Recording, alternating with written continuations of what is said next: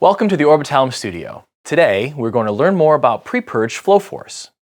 When activated, this feature gives you time savings, increased productivity, and cleaner welds by increasing the pre-purge flow rate and reducing the pre-purge time.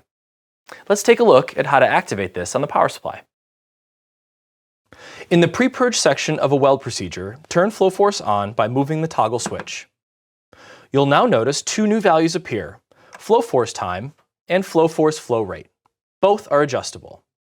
To maximize the use of this feature, change the total purge time, in this case from 30 to 15 seconds.